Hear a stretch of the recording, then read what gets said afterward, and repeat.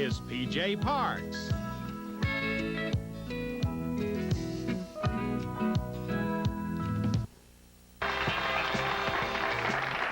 Once again, the star of today's show, Little Dave Wilkens.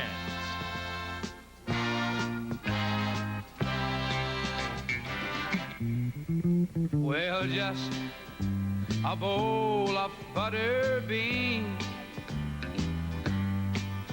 just pass the cornbread if you please.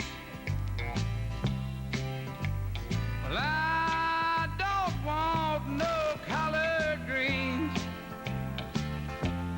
All I want is a bowl of butter beans.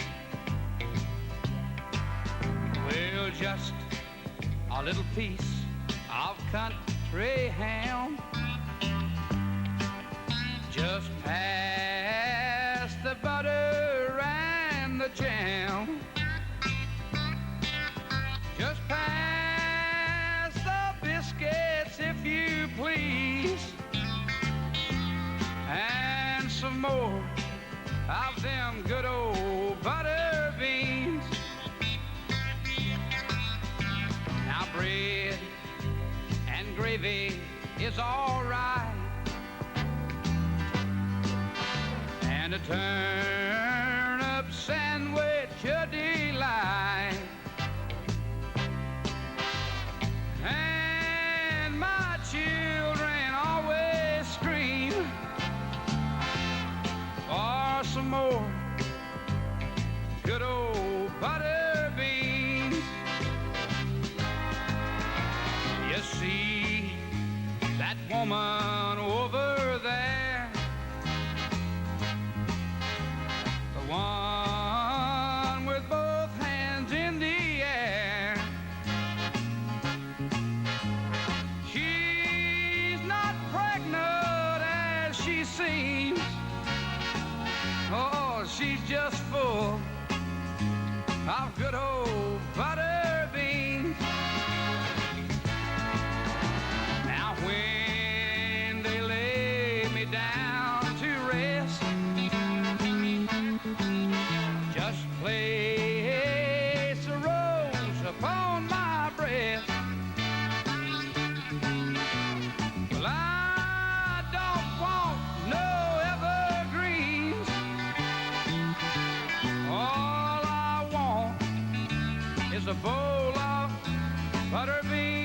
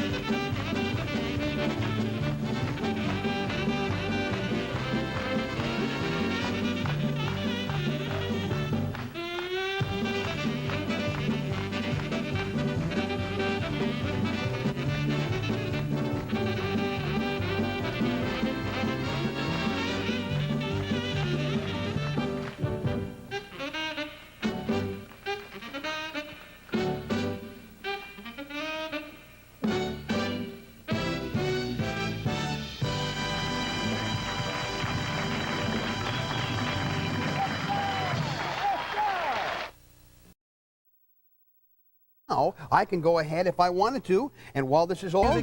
Sure. So you can actually make yourself a huge orchestra with this. A complete orchestra, because now I can go ahead if I wanted to, and while this is all going on, I'll add timpani. I love this. You see what I mean? You know, you can imagine what you're going to be able to do with this at home, I'm sure. For those of you that are accomplished musicians or maybe perhaps have the basic understandings of how to play music, even if you're new, I mean, even that's what's great about this. They've made it so easy that if you're accomplished, you're going to love this. If you're new to music, maybe perhaps you want to learn how, they give you the program for your computer that teaches you how to play music too. And boy, and you can see what Tom's done here. I mean, this is amazing. But dial now. I'd hate to have any of you miss out on this, especially at our special price tonight of just $2.99.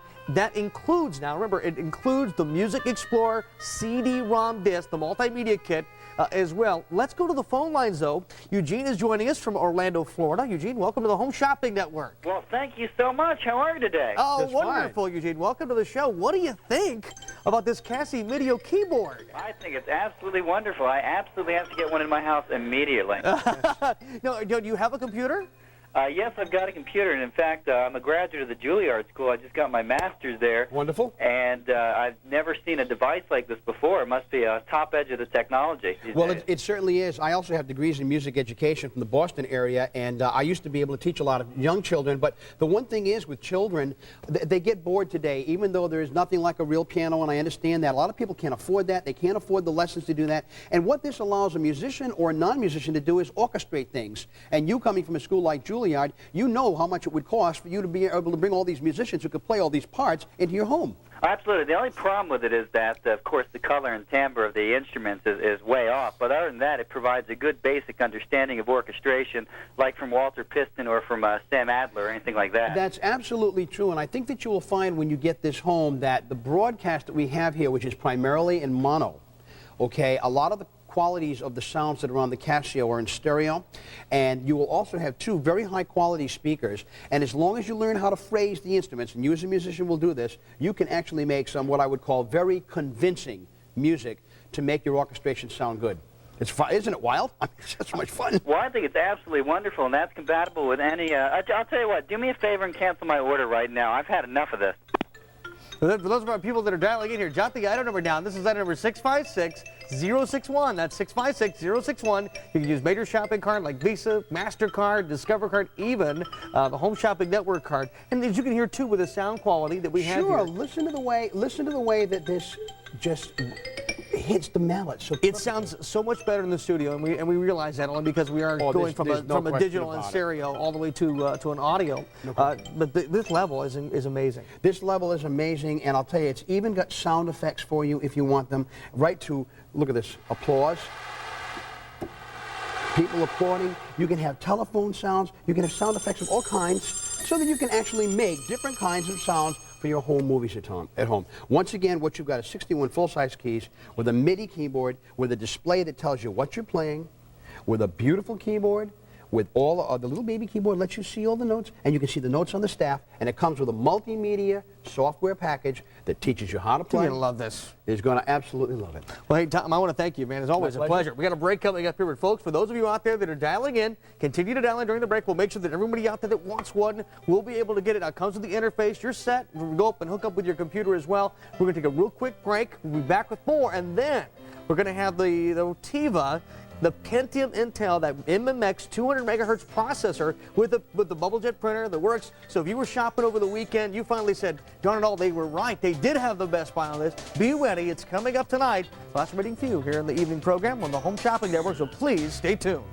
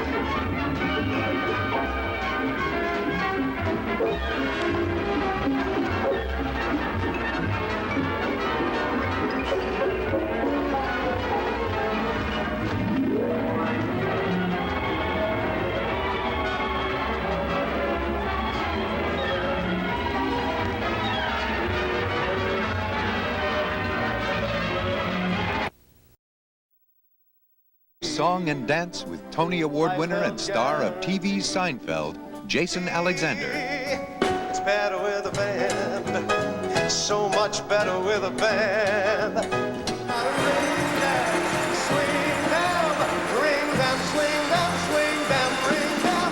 That's Jason Alexander on the next Evening at Pops. Enjoy the music Monday night at 8.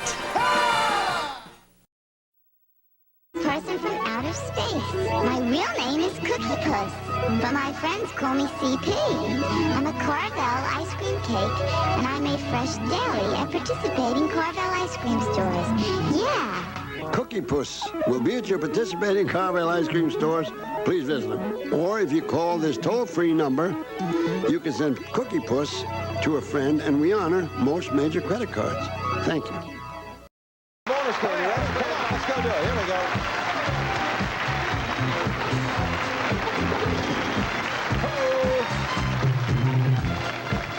Somebody rocking the boat there. All right, right over here, Frank. Last time you weren't so lucky. Oh, what did you do last time up here? I'm trying to remember. That was too long ago. Huh? Yeah, I think you hit the lightning got you last time. As you know, that's right, lightning got me. There's swirls up there. Behind the swirls are bullseyes, various amounts of money. There is lightning, but only behind one of those windows somewhere. Hit this button, you'll stop it. Whatever you win goes to your charity. If you get 3 bullseyes, we'll double the money up there. However, lightning means nothing. Okay, it's behind one window. Are you ready? I don't want to step on any of your lines. So. Okay, who are you going to do this as? Spin number 1. Here we go. You have $100 and a bullseye and another $100. All right, 200. You can walk away or you can go again. Remember, there's lightning. What do you want? When I walk away, you take the 200. Oh, I want more than 200. You want more than 200? He wants more than 200. He's going to spin number 2. He frees the window with the bullseye. 2 windows still open, Frank. 200 on the line. I'm ready. Are you ready? I'm ready. Let her go. There it goes. You have 400 now and 600. Now you can walk with 6 or you. Well, from the 200 you made before. You keep accumulating, you see? One more. One more? He's going to go with spin number 3. All right, let's spin him again. One more time. There's 700. And another bullseye. Let's freeze that one. Now you have 2 of them covered, okay? The lightning might be back there. You've got 2 blocked off. $700. You can walk with 7 or you can go for the 4th spin. I mean, the lightning could be up there. It could be. I don't know. You don't know. I'll tell you what I'm going to do. I'm going to try a little reverse psychology. Right, I'm going to hope for the lightning. Okay. Lightning! You're going to go? You can't go until it starts spinning there. All right. All right. He's going to go. Spin him, please. All right. Okay, let me hear it again. Ready? I got to work myself up. Okay, all right. Here we go. Ready? Lightning! Lightning! Bullseye! It worked. It worked. Beautiful. You double the 700, you get $1,400. Okay. We're going to spin them without covering them up and see if you're safe with the lightning. Let's spin them and not cover them up. And where is the old lightning bolt there? It's in the bottom. There it is. You were safe, but we didn't know that. We add the $1,400. That makes now $12,900 for New Horizons. Great, huh? Nice going. In just a minute, we'll come back, and Frank will meet a new challenger, and we'll play a brand new match. Don't go away.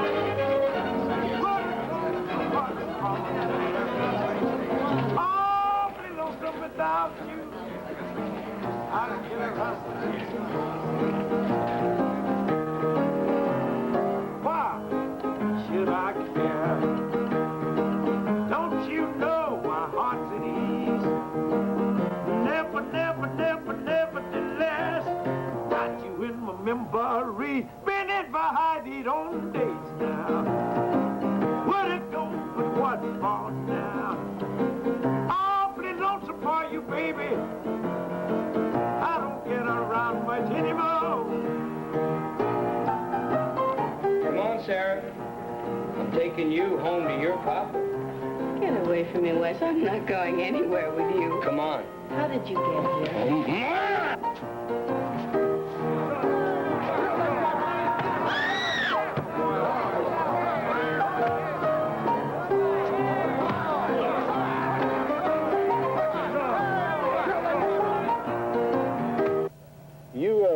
don't sound like Boston.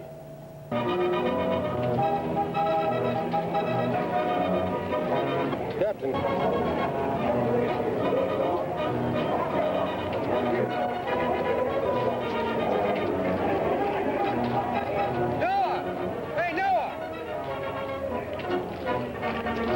He beat him up, took Sarah. I couldn't get anything out of Kate. Where? He's down there in that bar.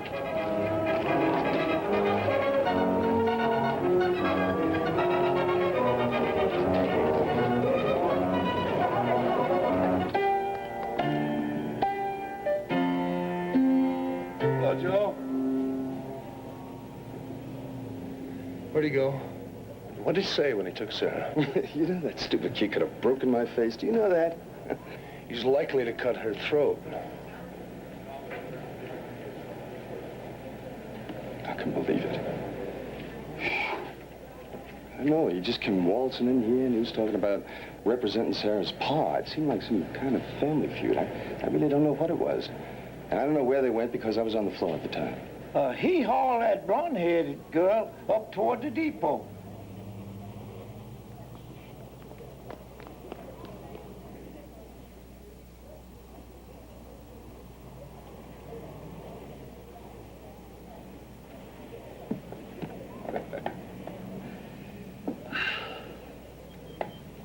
Red, you think you can play me some blues?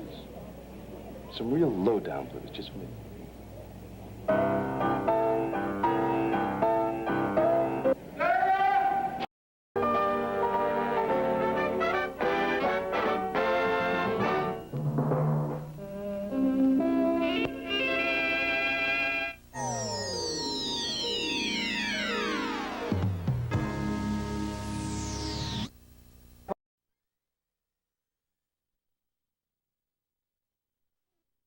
Give us some samples. Okay. I snapped this photograph in 1973. Herve was at my apartment in New York, and just before he left, he found a belt buckle and put it over his eyes. And you can see it's quite a different Herve from the Herve you see on Fantasy Island with his long hair. Next, Scott Selden and his photographs of... Help me with that man's name one more time. Herve Villechaize. Right. Here he is in 1978 in a remote part of Hawaii, shooting Super 8 while buoyed by a life preserver. Okay. Next. Also in Hawaii, Herve has a passion for horses, and this shot shows him racing along a beach.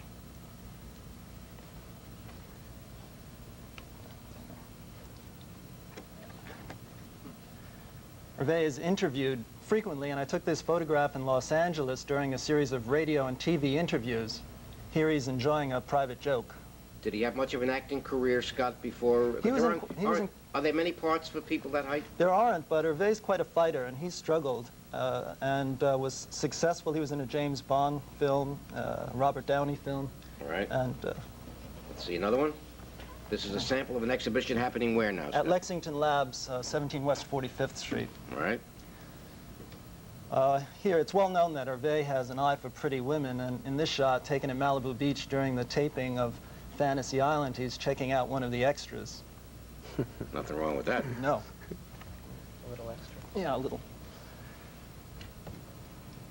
And finally, this photograph was also taken at Malibu Beach. Herve was clowning around and posed for me. Is he a big TV personality, Scott? Oh, yeah. Big ratings, Yeah. big everything? Big ratings, and he's mobbed everywhere he goes. He has to have a bodyguard around the clock. Is that the show with Ricardo Montalban? Yeah, with Ricardo Montalban and what do Fantasy Island. you want to say about this young man named Tattoo? Well, I admire this guy because, you know, he's in a society that puts stress on height and all this. And to me, he's a giant within himself. Beautiful. These two gentlemen, I want you to know, because we're going to be playing their records in a moment, are known as two of the members of tomorrow's edition.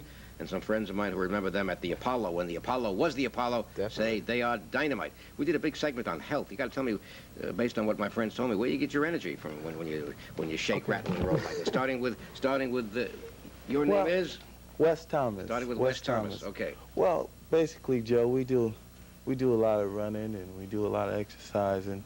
And me personally, myself, I'm into health food also. I was listening to the ladies earlier talking about health food, and I really enjoy it. There's a lot of protein products that give you a lot of energy and things like that. And my advice to the public, stay away from fast foods. Right. No junk food. No junk food. Health food is where it's at, Joe. You're not kidding. That's Wes Thomas, and this is Jerome. Jerome Gordine. Gordine. Jerome, how do you stay so perky? Okay, number one, I don't chase fast women.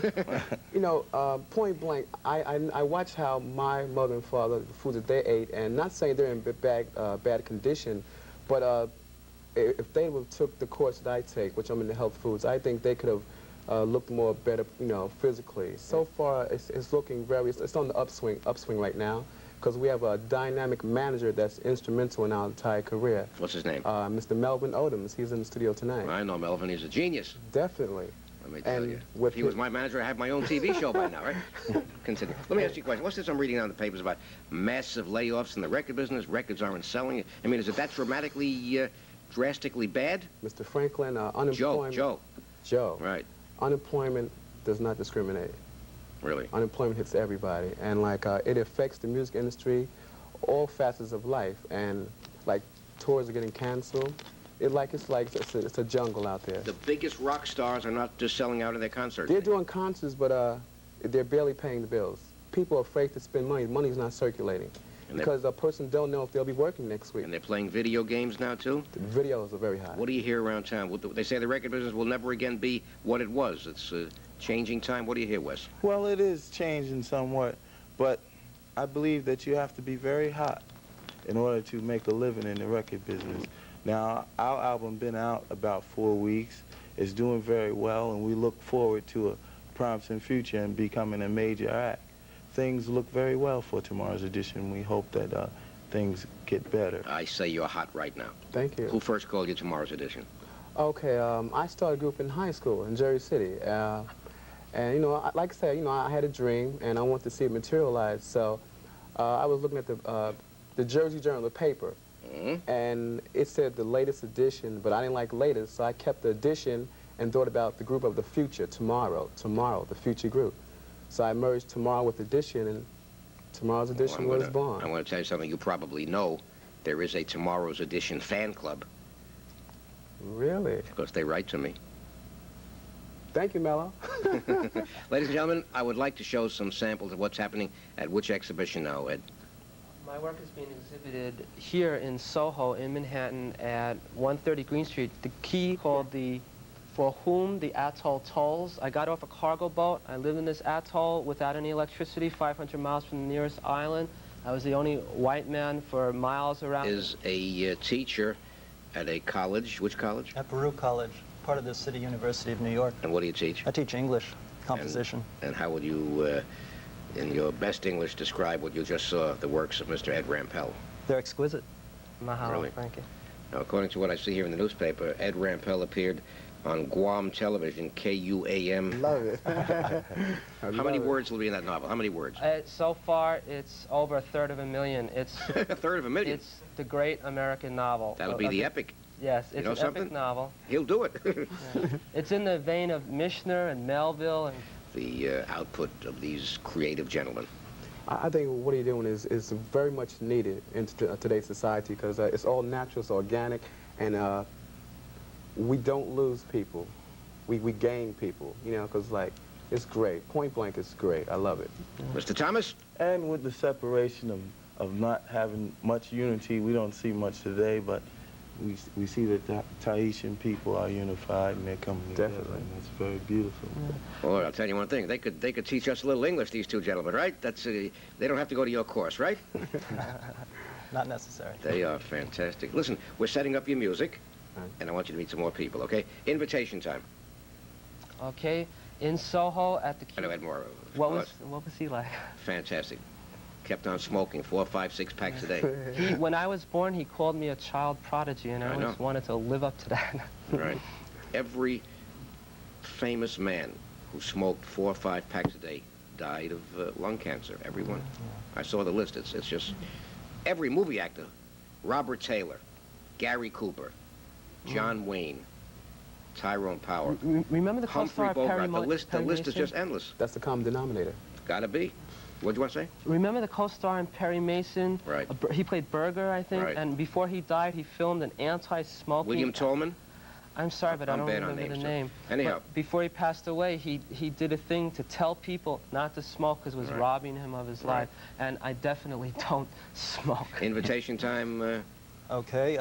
Lexington Labs, 17 West 45th Street, is having an exhibition of photographs from Yes Boss, and the book Yes Boss will be in bookstores across the country in the beginning of November. I had a man on this program once smoked 8 cigarettes while he was sitting here, and he told me that he knows he's killing himself, and he died of lung cancer. A man named Dick Powell. Yeah.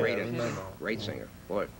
Anyhow, on a happier note, these words, then back to some more exciting people, and I want you to meet them, okay? As we say good luck to Mr. Selden and Mr. Rampell. We shall return.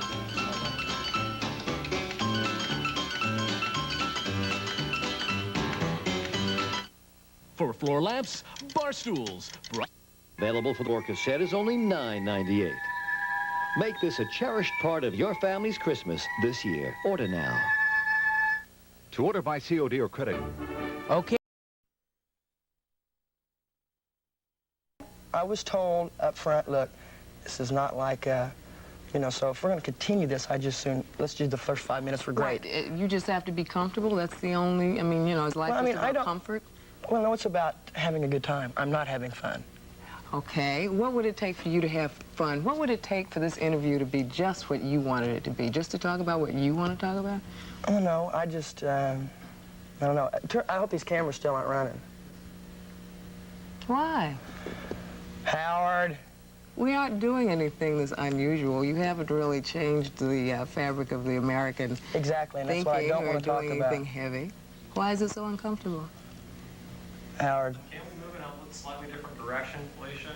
Because we're getting into a corner here. Yeah, where I don't want to do it. What's uncomfortable about this? It's more like a confrontation. Yeah, I mean, you're confronting me with things that are like... No, we'll stay. We can take another tack. Let's talk about your music. Okay. I don't want it on. Goodbye. Nice having you on Nightwatch. Sorry we couldn't keep you comfortable. Yeah. Okay, sorry, Felicia. Where's the video?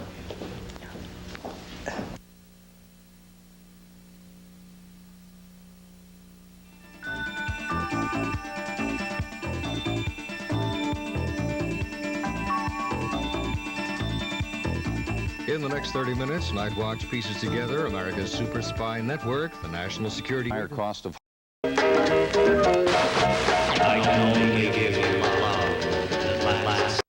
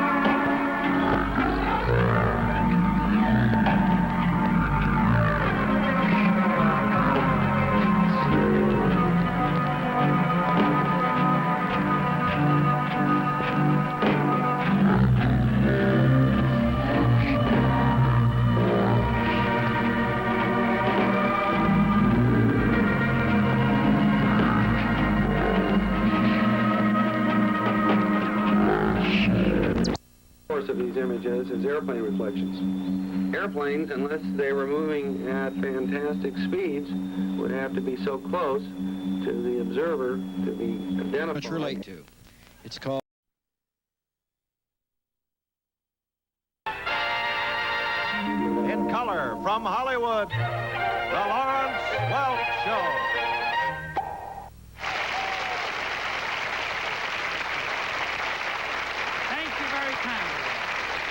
so much, and greetings, folks. So glad you all could be with us for some music, country and western style. We'll get things started with a square dance.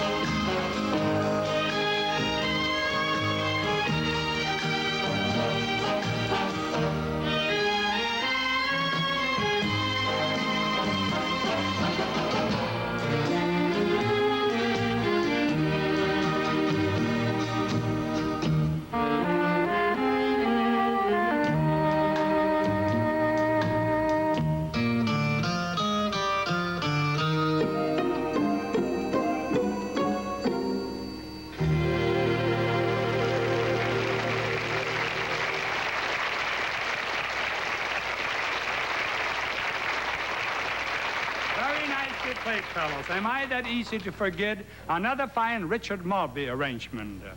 Now it...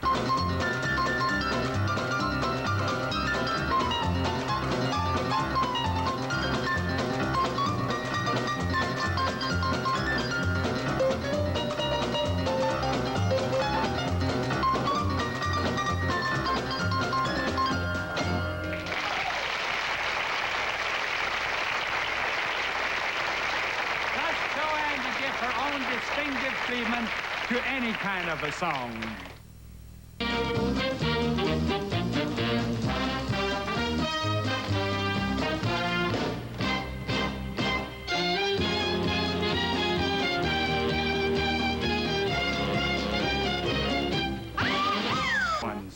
Neil Levang and Buddy Merrill, and we're going to turn them loose right now. Come in, gentlemen.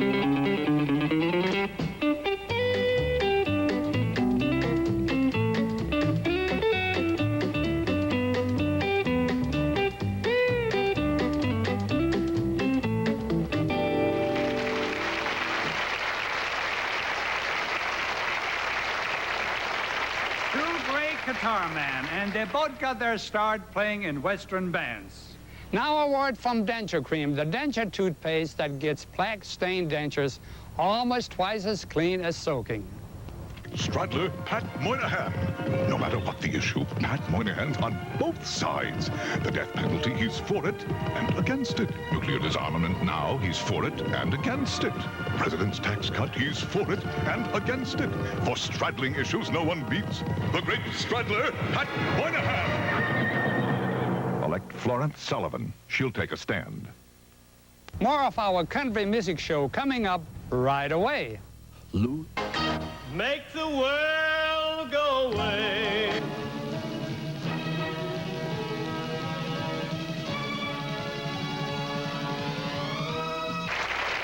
Arthur Duncan gets into the spirit of our show as he goes Western for his dance this evening.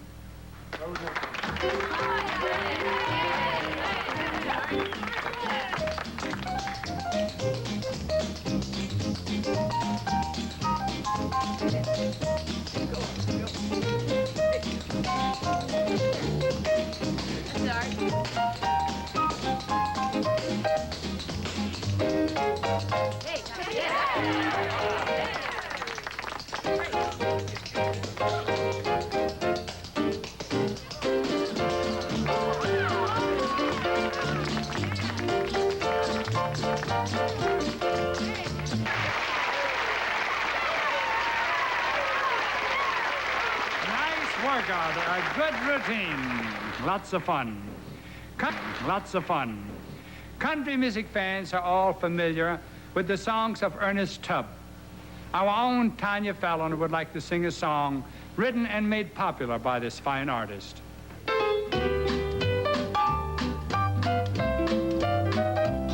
I'm walking the floor over you. I can't sleep a wink, that is true. I'm hoping and I'm praying as my heart breaks right in two. Walking the floor over you.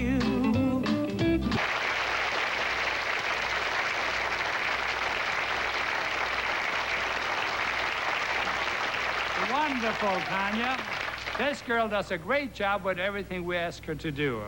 Now listen to this word from Oil Follet.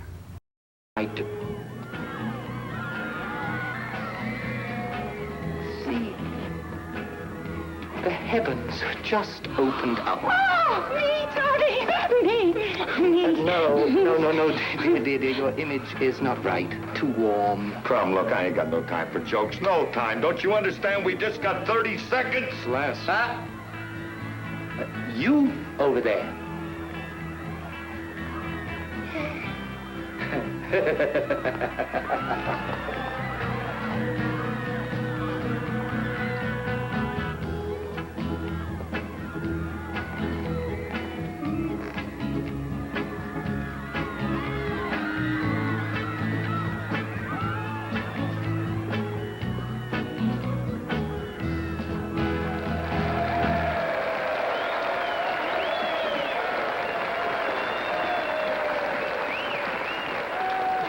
Mrs. Miller is coming in from stage right. You mean the wardrobe lady? Yeah. What is she gonna do? Who knows? Camera 3. Bring her in on 3. And now, a newcomer to Whiz Bang, Mrs. Miller.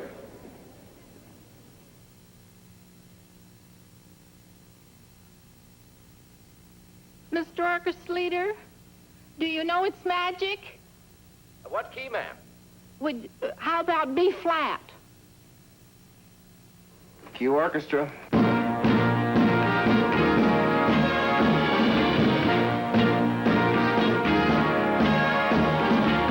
You say the song begins, you speak, and I hear violins smile.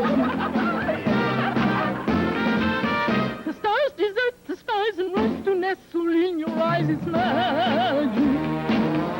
Without a golden one or mystic charm, fantastic things begin when I am in your arms. When we walk hand in hand, the world becomes a wonderland, it's magic.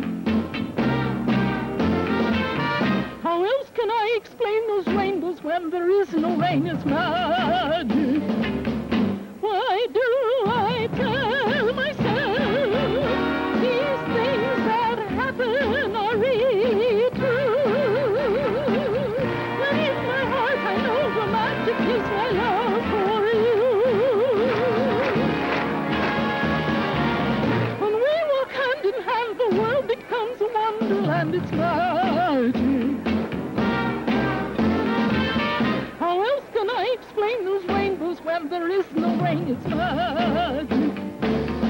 Why do I tell myself these things that happen are really true?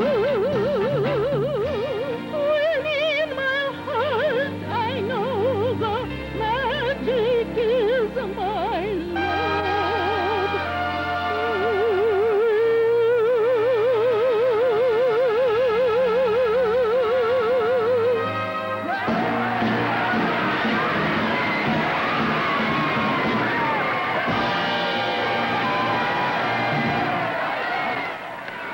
Bring her to my office.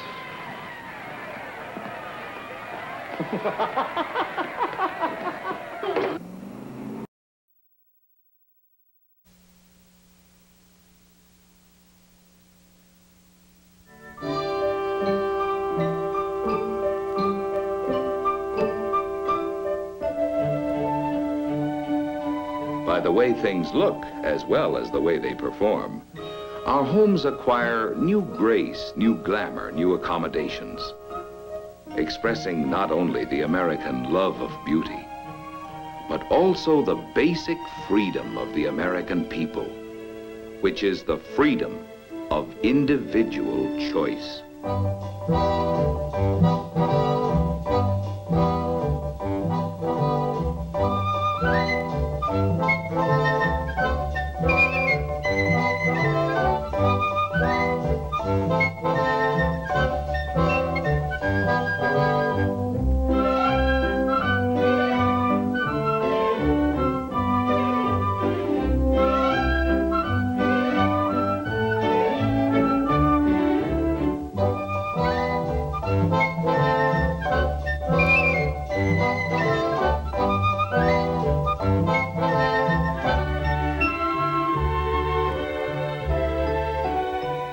In form, proportion, rhythm, and variety, the stylists leave their unmistakable marks on everyday conveniences in flowing lines and graceful shapes, which we as Americans may enjoy.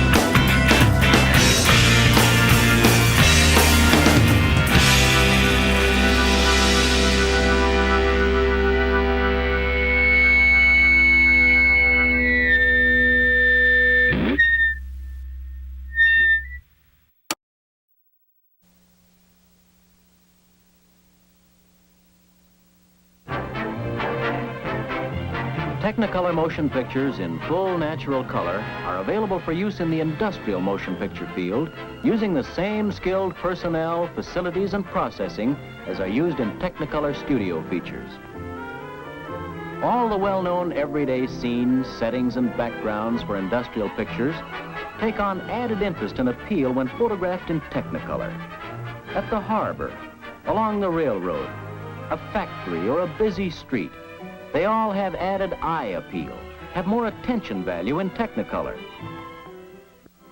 In canned goods, groceries, and food products, color identifies the package, and quick and added recognition is the result. How flat and uninteresting these packages would look in black and white photography. Would you like to see?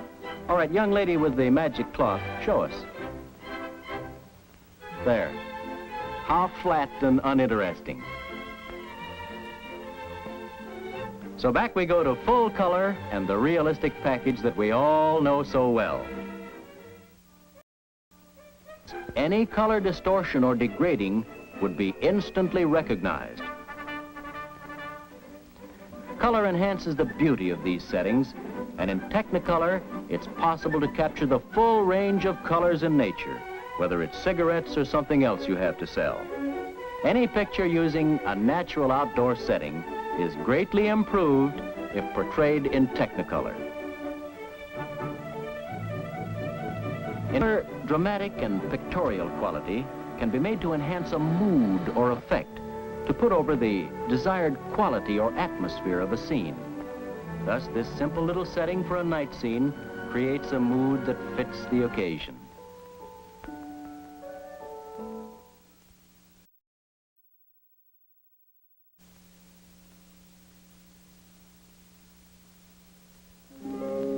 As for everything else, the Greeks had a word for this mental and physical state of bliss. Ataraxia was the term they chose to use for the opposite of anxiety, fatigue, and blues. Ataraxia means peace of mind, and that, even more than money, is what most of us want to find.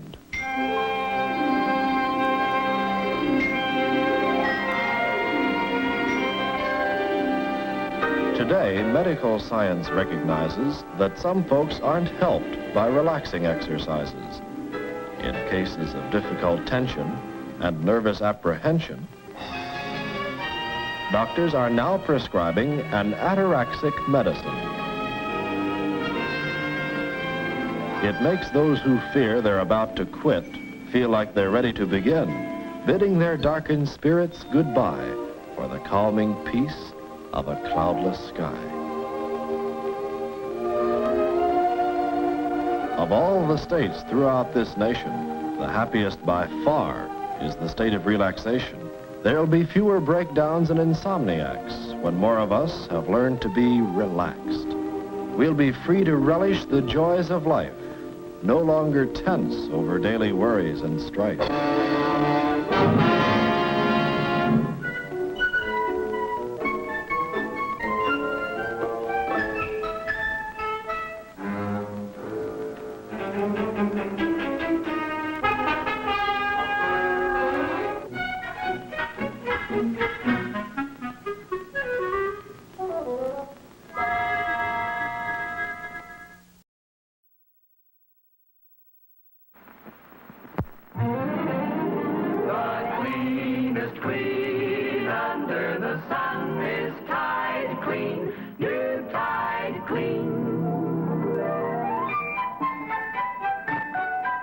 Clean and bright as the sun on the sand. The kind of clean you like best next to those you love.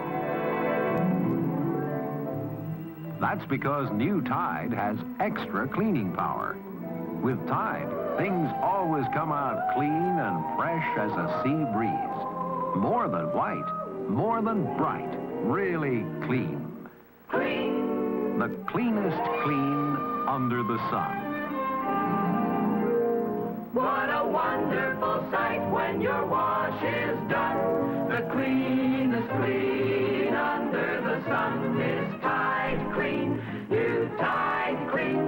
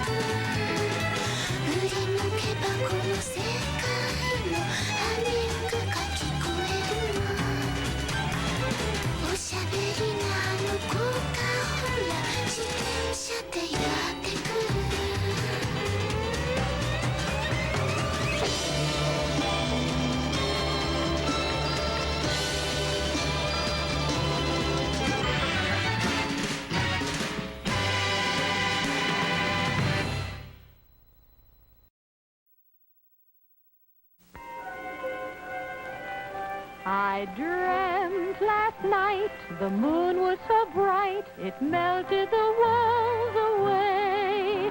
And it wasn't alarming when I saw Prince Charming come into my bedroom and say, Let me persuade you to come to the place where tomorrow meets today. Ooh, thank you. It sounds very exciting. May I come just as I am? Hey, girls don't go to Motoramas dressed in a pair of pink pajamas. Maybe they don't, but I don't care. Haven't got a single thing to wear. Quick, please, a gown. Ooh, I'll be the talk of the town. Oh, my. Go after it, fly. I followed my heart through the night past 1,000 windows, yellow with light. Down, down it fell, and it landed in the Waldorf Astoria Hotel.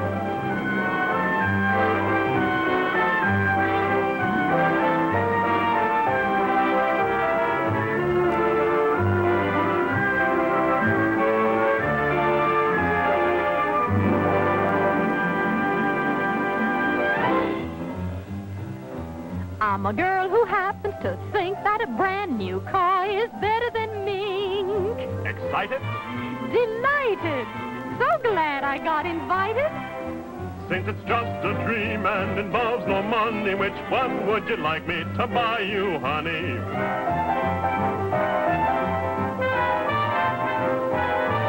They're all so beautiful, I really don't know, so let me go down, get the lowdown, and look at each one much closer.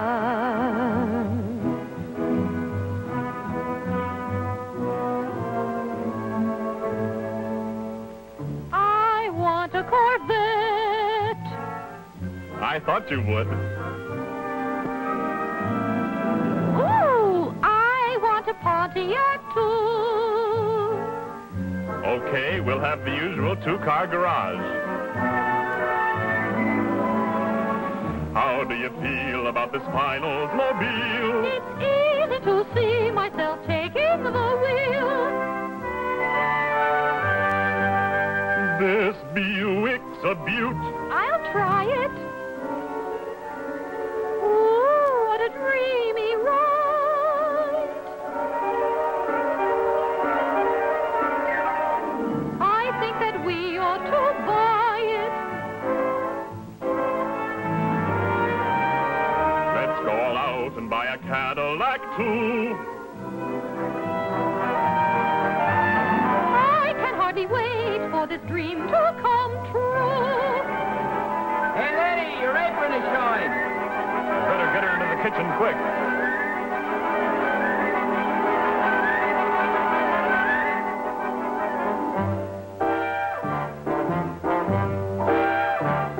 Just like a man, you give him a break, and you end up in the kitchen baking a cake.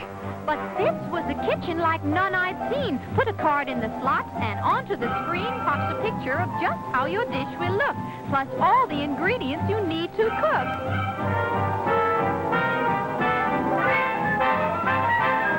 No need for the bride to feel tragic. The rest is push-button magic.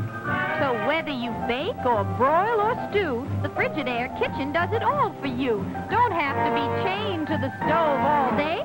Just set the timer and you're on your way. Tick-tock, tick-tock, I'm free to have fun around the clock.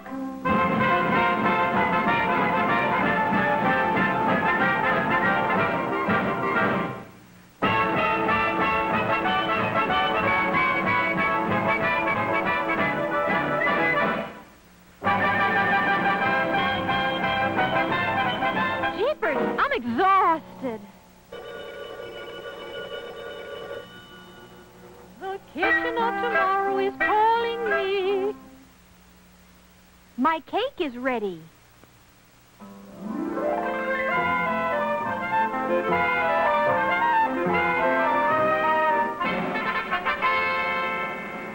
Time for the show. Everybody on stage.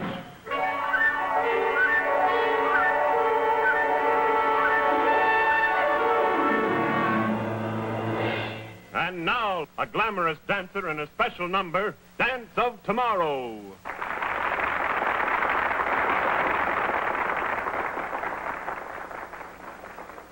Everyone says the future is strange, but I have a feeling some things won't change.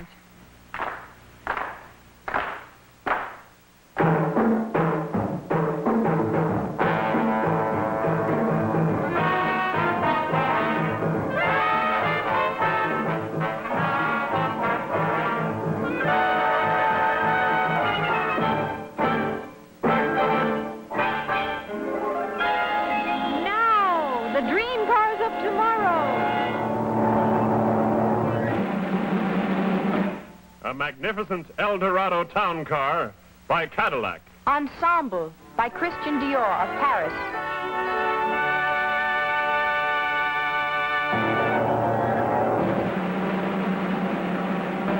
Buick presents the sleek Centurion. Driving Coat by Montesano of New York.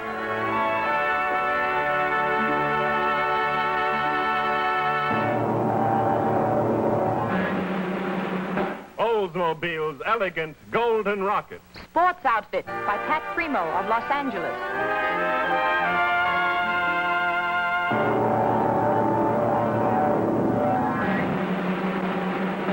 Pontiac's Club de Mer, open to the sky. Costume by Emilio of Capri.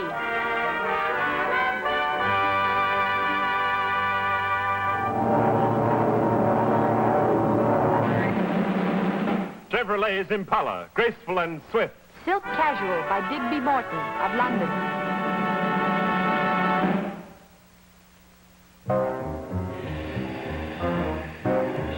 And last of all, designed for the electronic highway of the future, the fabulous turbine-powered Firebird 2.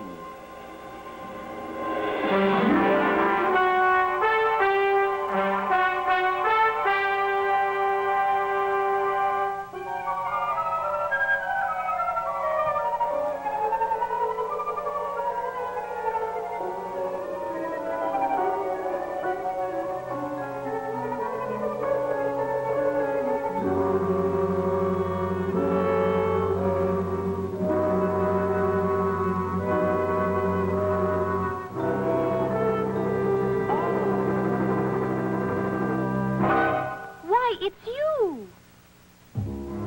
Firebird 2 to Control Tower. We are about to take off on the highway of tomorrow. Stand by.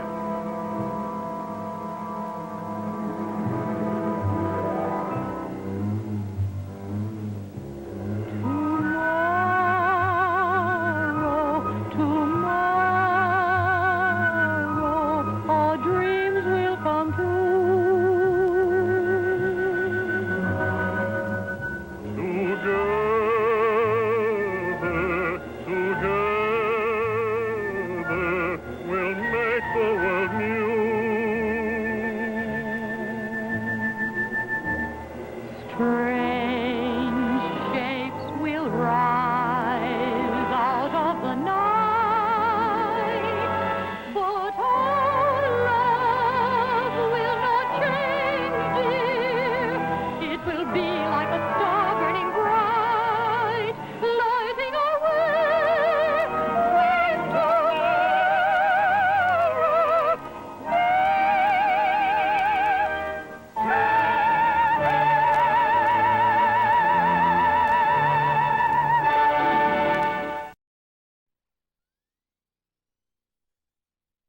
From New York City, from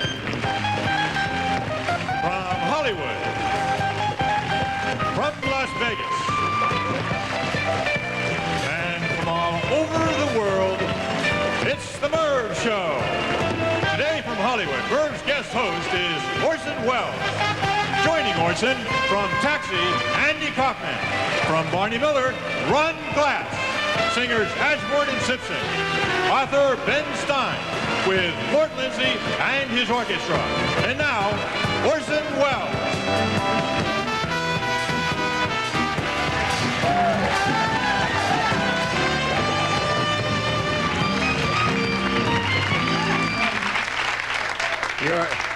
You're so nice to make that noise, because I know you've been standing out there. You know, ladies and gentlemen of the viewing audience, this comes to you from the throbbing heart of Hollywood, where there's a magnificent marquee with the biggest letters ever seen spelling out the words Merv. And the studio audience has been standing out there in the gloomy gray weather of Los Angeles summer, and believe me, it's gloomy, hoping to see Merv. And having been conned into the studio, here's what they find. I apologize to them, and after seeing that terribly striking opening with Merv whirling around the globe with the rest of the astronauts, I apologize to all our friends out there. I've been standing in for a lot of people through my life. I was guest host or ghost host or whatever it is for almost everybody from David Frost to Johnny Carson, and I've also stood in for people playing legitimate plays. I once put on a Black Macbeth, which was laid in Haiti, and it was a big success, and it went out on the road finally, and Macbeth didn't get along very well with Lady Macbeth. They had a quarrel, and Macbeth refused to go on. And they sent for me, and for 3 weeks I toured in Texas with an all-black version of Macbeth in which I had to make up like Al Jolson to come on to do Shakespeare. So I've had a lot of experience as an understudy. And so I can only perhaps do justice to the situation of explaining who is talking to you by remembering something that happened to me some years ago when I was out lecturing, and they booked me into the Cow Palace in what I think it's in Kansas City, isn't it? There was no way for me to tell because there was such a blizzard that from the hotel to the theater they ran ropes, and I had to make my way, you know, hand over hand to the theater. Many of you, as there are of me.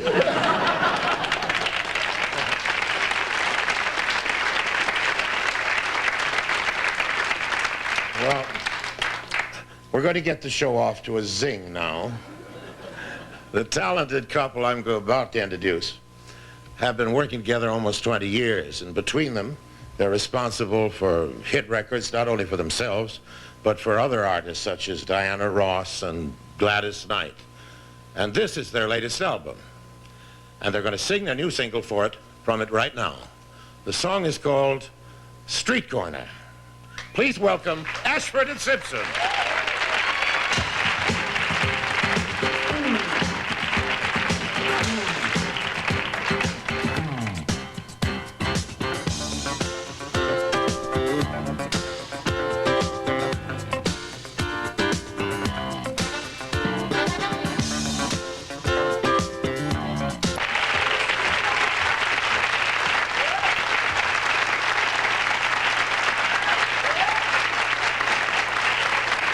We'll be right back.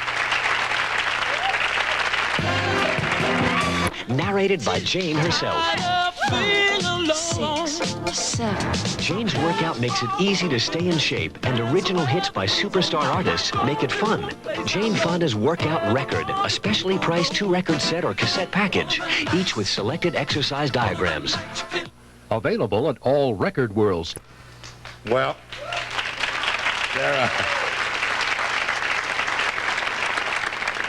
they're applauding for some very pretty music you didn't get to hear out there. And I'm sorry you missed it. I'm sorry you're missing Merv. This is his understudy speaking, who was engaged, and this is true, by TV Guide to write a piece about Barney Miller not long ago. And because I thought it was the best thing on the air. And don't you?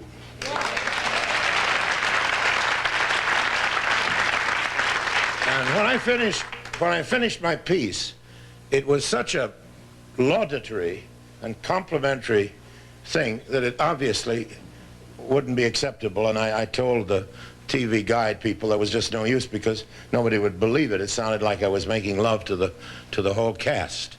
And when one tries to pick somebody from that cast, it's absolutely impossible. The power being used since 1900. Before we introduce our next guest, I would like you to see a minute of film of Mr. Kaufman in his former career as a wrestling champion. It'll only take us a second. So can we run that? Good.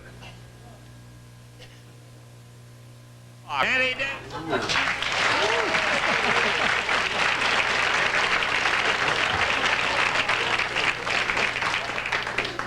Well, congratulations. That was what can only be described as an experience. How about that? I don't know whether he broke his neck the first time or the second. I don't even remember. Well, my next guest is a best-selling author and a shrewd observer of the contemporary scene.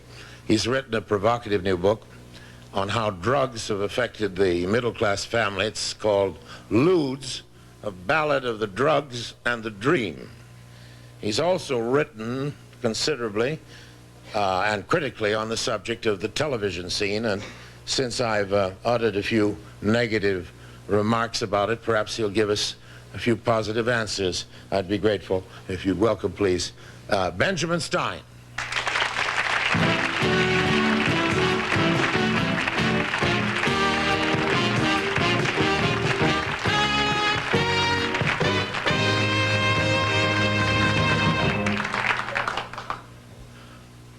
Well, what about television, before we get to your book? Well, television is a wasteland, but I think you were treating it too kindly. It's not only a wasteland and a desert artistically, but everything is the same. That is, it's like those little chicken croquettes you would get for lunch in 6th grade. It's you couldn't tell if it was chicken croquettes or it might be meatloaf or it might be lamb chops, but it's all quite similar. No, but there is that terribly confusing fact, bewildering fact, because you see, if there wasn't Barney Miller and Taxi, he would simply say, and a couple of other shows like that, he would simply say that television is impossible and ought to be legislated against, and that nothing good will succeed. And then something good does succeed, thus showing there's no rule at all. But it's very, very rare that anything succeeds, and if you have 100 shows and only one succeeds, I think you can say it's a failure. I mean, if you have a 99% failure rate... Violence. Well, I think does that really affect young people, do you think, or old people, or whatever? You know? I think it has to. I think if people see a lot of violence in their alternate reality, which is TV, they think that's real life. There's a word here from the wrestler.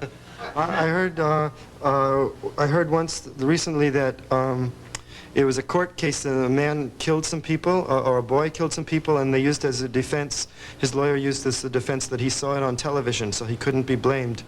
And I think he got off with that. Well, now there's been He got off with it? I don't think he got off, but there's now been a study. There's now been a study. Well, I mean, you know, it would be awful if he did get off. Maybe he did. Well, there was a guy that got off because his defense was that he ate candy. I know that. So he got off. But that was in San Francisco. Was this other case in San Francisco? I don't know nothing about it. I just know it. But there is a lot. There is a lot of data that that children become more violent after they've watched a lot of TV. They become more violent and more passive, and it's a bad combination. Passivity and violence are a dangerous combination. Yeah, the good definition of fascism. The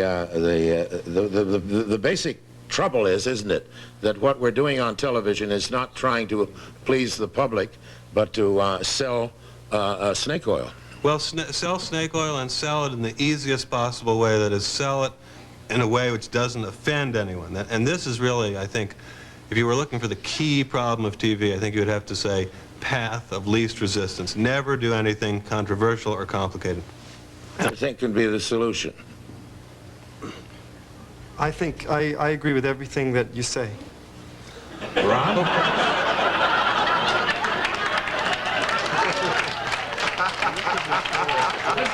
This is what you call a real red-hot controversy.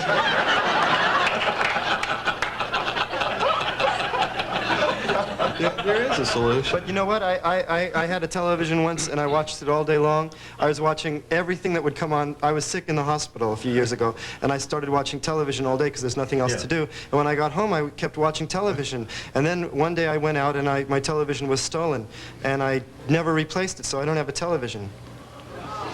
Well, and it's the reason I didn't replace it was because...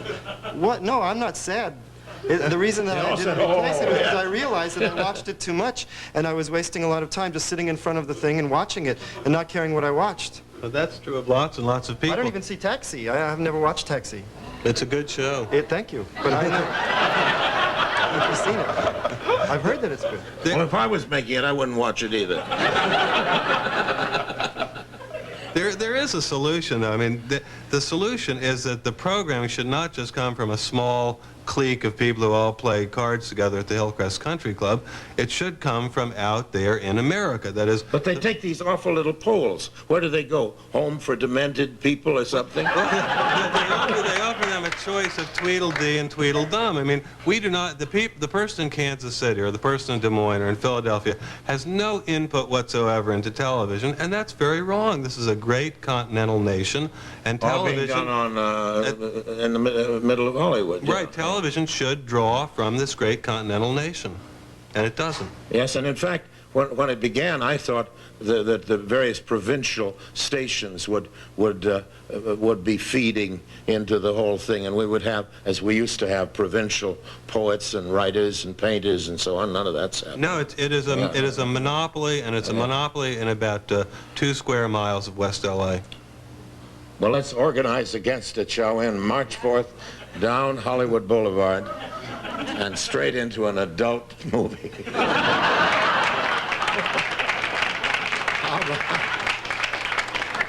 All right, we have to go find those 25. You'll become part of the 25. That's right. Right away. We're going away for a few commercial words.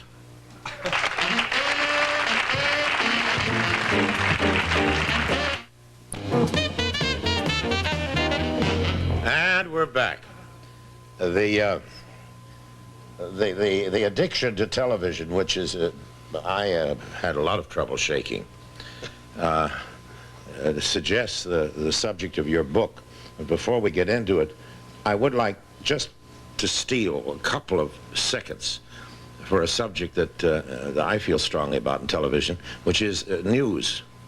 It seems to me that we get less news in a longer period of time than it's almost possible to imagine. It's true. It's all entertainment and acrobatics and very little facts. But the question of drugs in the world, and certainly in America, is another one. You've written about a specific drug problem and a specific class from the title of your book, I gather. Right. Well, Ludes, of course, refers to Quaaludes, which is this very, very popular sleeping pill, which if you don't want to share any secrets, but if you take one on an empty stomach, it makes you as high as a kite. And they are very, very popular among middle-class people in this country. And I think there are regions of this country in which practically all teenagers would consider having a Quaalude more important than ever seeing their parents alive again. And the story that I've written about is often just as miserable on the other side. And the people who work and struggle and get hypertension and cardiac arrhythmia at the age of 35 by working so hard should be told that they're still going to be miserable when they have $7 million in CDs. So you've bewildered me, though, because you're telling me not to get rich, and I thought you were going to tell me to quit on the rough stuff. Yeah. Well, I think both are totally phony values. I mean, the value of being high is a phony value, and the value of money is a phony value, and that is the tragedy of the book, and I think of real life. I believe, yeah? Yeah, that's right.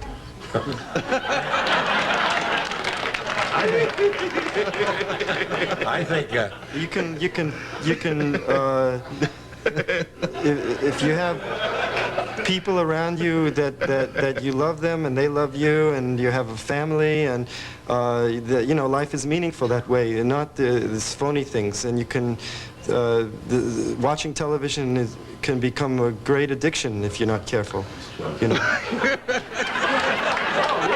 He means it. When I got out of the hospital, I was just addicted to it all day long, and I couldn't get away from it. And it was just like a drug. It was just like a drug, like what he's talking about. Yeah, sure. It's just, I agree with, it's just like a drug. Well, what we all want to do is get away from ourselves, and I don't know why we're so hateful as we seem to think we are.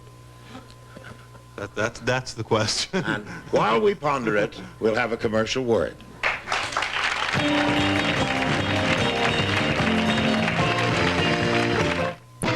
Sounds like a hit, Laura. Thanks.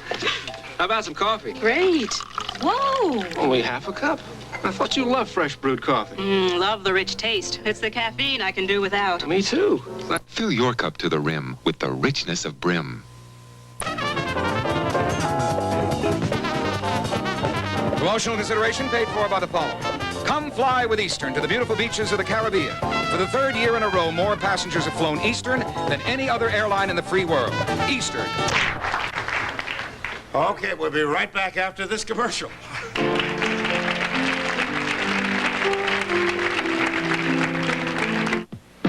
I've got some good news for you. Merv will be back on Monday. Thanks and good night.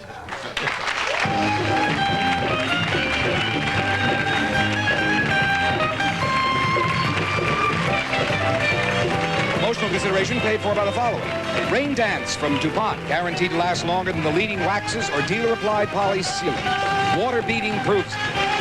When you've got anything that sticks or squeaks, reach for WD-40. It makes things work smoother, last longer. You can do it yourself with WD-40. Riuniti is the best-loved imported wine in America today. Red, white, or rosé, what a nice way to break the ice. If you want beautiful hair, use Salon Formula Jerry Redding Milk and Honey Shampoo. Jerry Redding from the salon to you.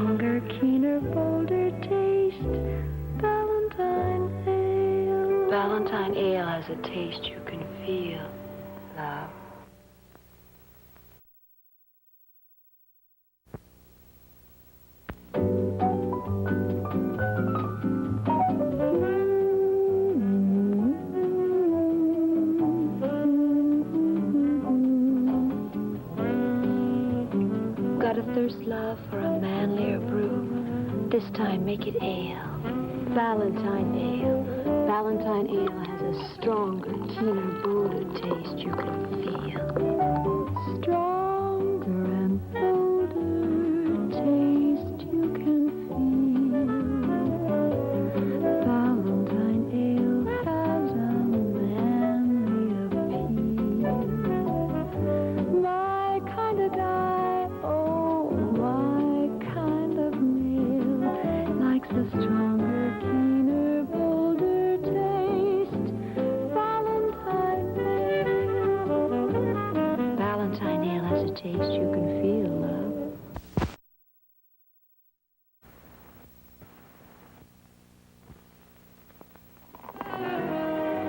Got a thirst, love, for a manlier brew? This time, make it ale. Valentine ale. Stronger, keener, bolder taste you can feel. The Valentine ale has a taste you can feel. Love. Got a thirst, love, for a manlier brew? This time, make it ale. Valentine ale. Stronger, keener, bolder taste you can feel. My kind of guy likes it.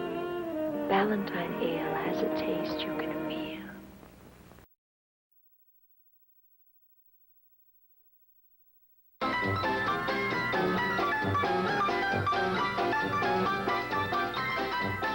Well, I want to tell you, we got two of the most accomplished actresses over there, Miss Rosemary Forsythe and Miss Monica Lewis. Not one, but two of my favorite ladies.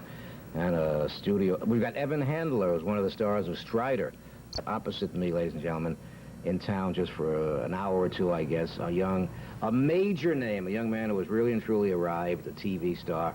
I would say second to none, a big name in the show business. And his name, of course, is Andy Kaufman. And Andy, when I introduce you, I don't want to say comedian, because to me, you're more than a comedian. You're an actor, you're a song and dance man. Bail me out a little bit. Why do I feel like I don't want to say comedian? Well, because I never tell jokes and I never go for laughs. You know, what I do on stage is really what I've always been doing in my room for friends. When friends would come over the house and I would sing and dance for them, play their records, and just show them movies, and that's what I do on stage. Andy, so the audience is like my friends. Andy, you look so great. Well, thank you very much. I have been advised that besides appearing on a major TV series called Taxi, that Andy Kaufman manages in his private life to lead a and we'll talk about your late night specials and everything, but he manages to lead a non-ivory tower life. Somebody tells me that you live in a non-isolated world. You still manage to mingle with those who don't have TV series. Is that partially correct, what I heard? That you I guess so. Every week I work as a busboy in a restaurant in Hollywood. That's what I heard. Elaborate a little bit. Why? Well, I like the work. It's the first work that I ever did when I graduated high school. And I like to keep doing it. And, you know, no matter how I might become known to the public and maybe have a TV show or something, I always want to keep my feet on the ground in that busboy job. So I continue doing that. They could call you like Handy Andy. You double up. You're doubling in brass, right? Yeah. Andy Kaufman. We've got a lot of people, but I get the audience can tell, Andy, when I'm generating enthusiasm. When I'm enthusiastic over you. Can I ask you a personal question? Sure. Did you make one of your first appearances ever? That's right. One of the first times I was ever on television was right here on this show. If not the. That's right. I think it was the first appearance I ever made on television. All right. That was about must have been about 5 years ago. Now the TV series is called Taxi. Uh-huh. And the late night special, I read that nobody wanted to put it on the air, but it's finally, yeah. Give me the story. It's a special. I did it over 2 years ago actually, for ABC, and it was a 90-minute late night special. And after I did it, the ABC said, we're not showing this, you know, they'll never understand it across the country. And then we gave it to NBC. They said, we're not showing it. CBS said no. All the executives we showed it to, they said it was just too avant-garde and no one would ever understand it. Let me go back. The word is avant-garde, not dirty. No, there's nothing dirty, and it could be shown to a little kid's audience and it would be fine. Because I would like to feel... There's cartoons, there's prizes, surprises, big-name stars, guests, games. What you do is G-rated. What you do, I Very feel, G-rated. is for the whole family. Everything I ever do is it's a family show. There's a difference between objectionable and avant-garde. Oh, yes. Now, avant-garde is like, for instance, there's a skit in the middle of the show. There's only one skit in the whole show. I don't do many skits. There's only one skit, and the skit is called The Luncheonette. And because I think this skit is a good example of why they're afraid of showing the show. The network executives are they watch this and they go, but what does this mean? What is this? I don't understand, because it's so simple that they just don't understand it. But everyone else that I've shown the show to loves the show. And so anyway, there's a new program director at ABC. He got courageous. And he got courageous. Right. And they're going to put it on August 28th on a Tuesday night at 11:30 p.m. My guest, ladies and gentlemen, is Andy Kaufman, and I was waiting for Andy to say it. I'll say it again. made his first appearance anywhere, sitting here with a big Spanish accent and Elvis Presley. 5 years ago, you know, and 5 years ago I was performing at the Catch a Rising Star and the Improvisation in New York, the two nightclubs where you get your start. And that's where everybody goes every night. You don't get paid. You go up there and you perform. You hope to get discovered. And I was discovered in those places. But at that time, I was being told by all the comedians who were in the business for a long time and all the managers and agents, they said, give it up, kid. No one will ever understand your humor. No one will ever understand what you do. You know, you'll never make it on television. And you came along and you put me on your show, and that was about 5 or 6 years ago. And now I wonder. And you predicted that I would be big, and now I've been used on a lot of television shows. A big star, a lot of excitement. Then and now I wondered, and I wonder now, Andy Kaufman, why do so many comedians equate dirty, filthy, foul language with comedy? Why must it be dirty to be funny in many opinions? We're going to ask Grandmother in a minute, but let me ask Andy first. What do you feel about that kind of a... Well, see, I'm not too familiar with it because I'm not a comedian, and I have nothing to do with... People say I do stand-up. I've never done stand-up in my life. I would have no talent at doing stand-up comedy. I never told a joke or a punchline, and I was always the worst joke teller. Grandma could tell much better jokes, much better than me. But, Andy, I want to try and guess your age. Can I try and guess your age? Uh-huh. 28. No. I'll be 43 on January 17th. No. What'd you say? What? Grandma, tell the truth. Tell the truth. 43. 30. No, yeah, she's close to 30. 30. My guest packs Carnegie Hall the way nobody packs Carnegie Hall. His name is Andy Kaufman, and the way Milton Berle had a famous mother, I want to make your grandmother famous. I just grabbed Grandma. I saw her sitting over there. I says, Andy, bring Grandma on TV, okay? Well, Grandma happens to write all my material. Are you serious? She wrote my special that you're going to see August 28th. She wrote it. Grandma? She doesn't, she's very modest about it, but she writes everything that I do. She's like a genius. But she doesn't, you know, she's just very low-key about it. Grandma. If he says it. Are you happy about your grandson's success? I'm very happy. This is my proudest moment. Right. You're a great lady. You want to tell, like, one of the, like, she's the best, she, you know, she gives him, as I said, she writes my material. Tell a joke. I'd rather not. Make it funny. Make it funny. Come on. Make it funny? Yeah. You know, when he was bar mitzvahed, he spoke so beautifully. Tell the one about the dog in the temple. No, darling, come on, tell about the dog in the temple. Come on. You have time. Come on. This man was away for the Jew holidays, the high holidays, and he wanted to go to the temples, but he insisted on having his dog with him. And he went to all the temples. He offered a very big donation if they would put 2 chairs on the pulpit for he and his dog. They all turned him down, but finally he went to the last temple in town, and he said to the sexton, he says, you know, I would give you $10,000 if you would put 2 chairs on the pulpit for my dog and myself. The sexton ran to the rabbi, Rabbi, look what we have to do to get $10,000, and he told him about it. He said, go ahead, put them on. So he came to the temple, and he got up on the pulpit, took out 2 taluses and 2 yarmulkes, and they sat there, and as soon as the rabbi opened his mouth, the dog repeated with him, word for word. Rabbi was amazed, and when the service was over, he went over and he says, you know that dog ought to be a rabbi? He said, tell it to him, he wants to be a doctor. Are you happy about your grandmother's new career? Yeah. I think that's great. She tells the joke so good. You know, I keep telling her she should go on stage, but she doesn't want. She just wants to stay behind the scenes and write the material. But when you see the special on August 28th, you'll see, and as you watch it, just remember that it was all written by my grandmother. Andy, I want to get a couple of flash reactions. I just want to pull things out of the air. I want to get your spontaneous reactions. Okay. Just to a few things from Andy Kaufman. I don't even know where to begin. How about, well, something you hit upon, showcases where young comedians work for absolutely no fee. I want your flash reaction, good or bad? Good. It's good because it was the only place, like if I was doing a paying job where I got paid, there was always pressure to do my good material, do Elvis Presley, do conga drums, and I could never experiment. But in a place like the Improvisation or Catch a Rising Star where you don't get paid, there's no pressure on you. True. So you can go up and experiment with things like if I want to read The Great Gatsby, I can read The Great Gatsby. Now, when I first started with The Great Gatsby, I would read The Great Gatsby until I was booed off the stage, and I was told by the club owners if I was getting paid, they'd say, don't do that here again. Don't ever do that here again. Right. Well, now I did it in the Improv and Catch a Rising Star. I would read it till I was booed off the stage, and I got practice doing it until last year on Saturday Night Live. They let me read it to the whole country. Andy Kaufman. But they booed me off. They booed me off the stage then too. Never. Andy Kaufman's flash reaction to. Let me think now. How about the Borscht Belt, breaking in the so-called Catskill Mountains? That's before my time, Before because when I started at the Improv and Catch a Rising Star, by that time, I think it was, they weren't breaking in new people there. It was right? well, it was people who were established there. And Right. I don't know, I'm not really, don't have No more experience there. young people out there. All they wanted was names, stars. I think so. I'm not sure. Impressionists, comedians or comedians or imitators who only do other people but don't do themselves. What's your feeling on that kind of an Well, act? they're very talented people who can do that. But it's good to add a little bit of yourself, I guess. Oh, yeah, it's always good to be yourself and go out there and show the people who you really are. What about comedians who lift material or steal material from other comedians? Bad. Bad, huh? Bad. That's bad. It's like stealing.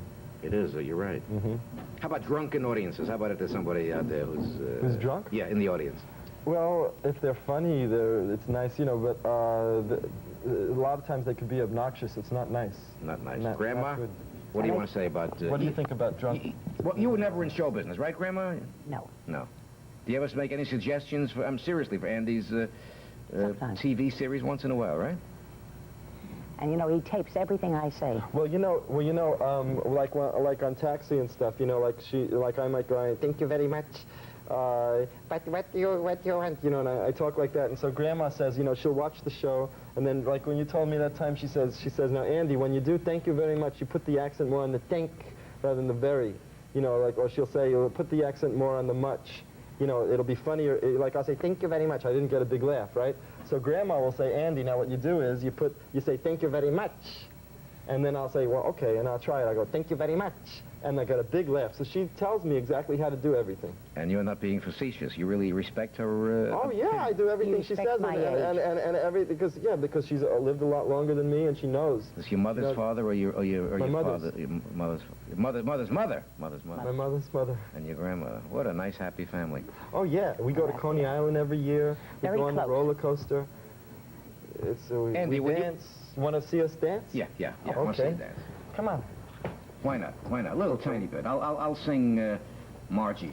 Okay. Whatever happened? Where should we dance? Out here? Right here? Whatever happened to touch dancing, it wound up right here.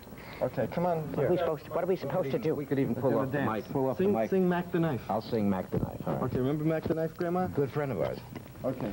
Just imagine that I'm singing Mac the Knife. I can't really sing. I think that's a lovely, tender moment. This could bring back silent TV. Okay. There's a little display of affection from a man who really and truly adores his grandmother. Let me hear it for Andy and his grandmother. We don't have any studio audience, just our own. I'm just gonna ask you to hold the mic in your hands for the final moment and sit down and relax with me. Andy, as a youngster, Andy, which comedian, which funny man maybe broke you up? Well, hold this. I've always liked Abbott and Costello. Abbott and Costello, but not their movies, their TV show that they did in the 50s. Do you know the difference? There was a big difference because they had an audience then, and it was just such a difference in their timing and everything. And the same routines that they did on the show, as opposed to the movies, they were just much more mellow and slower. Now, when you say, Andy, that the audience laughs at a certain inflection, I used to always imagine that the audience for a show like Taxi is on a tape recording, and they just bring in the canned laughter. No, it's not canned for Taxi. We have a real audience there. I also like W.C. Fields. Right. And Eddie Cantor, one of my favorites. I just viewed Palmy Days and Roman Scandals a few weeks ago. He was my personal favorite, Eddie Cantor. I know, right. I know, and I just love him. I love Palmy Days is my favorite of every movie that he ever made. My baby said yes, yes. That's the part. And I love when the preacher pops up at the end, you know, and says yes, yes. And W.C. Fields and Abbott and Costello, Laurel and Hardy, also my favorites, and Steve Allen was a big influence on me. And I think that's about... Andy Kaufman is a big influence on all the young entertainers and actors today, and I promised him he'd get out fast, but this is his way of letting us know that he broke in here and he's saying thanks. I'll be watching Taxi and the TV series. Now, whenever you're on the block, Grandma, you come in here, we'll tell a few jokes. See, because I have to go to California. I know. And that's where I live. But Grandma lives here in New York, so maybe she can drop in sometime. You know? You want to drop in sometime and say hello? Okay. You'd be my anchor lady. Do you like the Big Apple better than California, Andy, or or the real truth? Well, New York is a lot more exciting. Right. California is very mellow, so I like going back and forth. When I really get excited in New York, then I go back and I rest in California. Then I come here for excitement. My guest is the mellow and wonderful and brilliant Andy Kaufman, who has taken Likes the America by variety. storm. What did you say, Grandma? He likes the variety. He likes the And variety. when I say, remember I was crying the other day, I thought everybody was laughing at me, and what were they doing? What were they doing? You mean Remember that time when I was on that time I was there and I was crying because I thought everybody was laughing at me, and I said, "You're laughing at me, you're all laughing at me." What did you say? I forgot what I said. She said they're laughing with you. With me. Not at you, but with you. With you. Andy, how would the young man say goodbye, the young man on the TV series? Well, goodbye, thank you very much. Ladies and gentlemen, I want to thank Ginger Rogers and Fred Astaire. No, I mean Andy Kaufman and his grandmother. I'll be back with some very exciting people, and he is the most exciting ever. We shall return.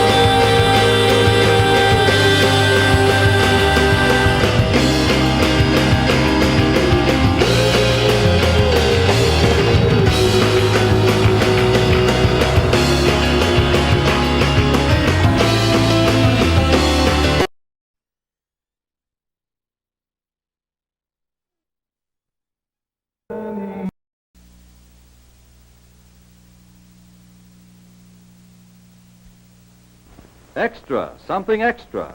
Posies for the girlfriend? Yes, sir, and an extra Bloss Elmer to wear in his buttonhole. Everyone likes that little something extra. A dozen rolls, and the baker tosses in an extra one to make it a baker's dozen. The butcher throws in an extra bone for the bow wow. Every locality has a different name for it. Way down east in New England, they call it something to boot. In the deep south, they call it lanyap. At your neighborhood service station, they call it Esso.